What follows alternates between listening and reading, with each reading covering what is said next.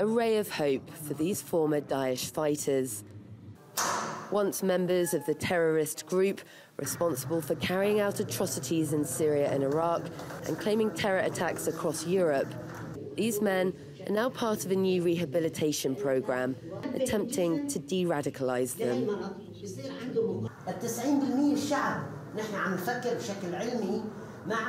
At its peak, Daesh's ideology managed to attract tens of thousands of fighters from here in Syria and abroad.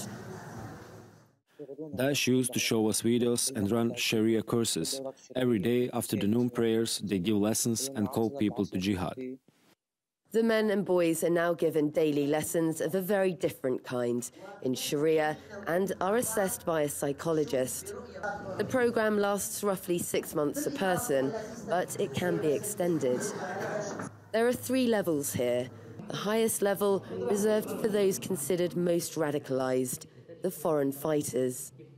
I came from Tunisia to Syria after I watched videos of women and children tortured by the regime and forced to say there was no God but Bashar. When I came from Tunisia, I wasn't aware of the situation in Syria and the fact there is internal fighting between rebel factions. I fought for Daesh for a year in Hasaka province until I was injured. That was when I stayed at the rear. Daesh uses a tactic with its fighters. They keep moving them from one front line to another, so they don't have a chance to understand what's going on. I miss my family. I miss my mother. Is there someone who doesn't miss their family? I can't go back to the country I belong to. They will imprison me for many years. It's the same problem for many of us. Foreign fighters will face prison terms if they go back. So for the crimes that Daesh committed, a lot of people say that fighters like you, who are part of Daesh, shouldn't be given a second chance. What do you say to that?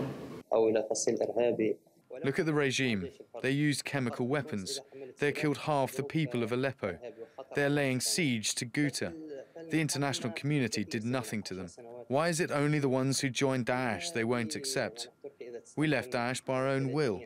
Why don't they accept us?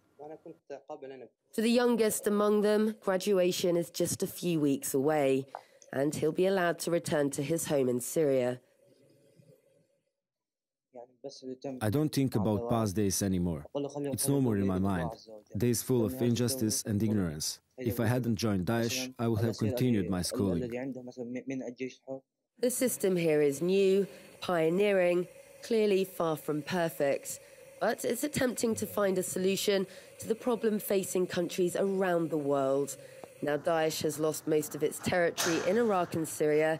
The challenge is what to do with its former fighters. Sara Firth, TRT World, Morea, Syria.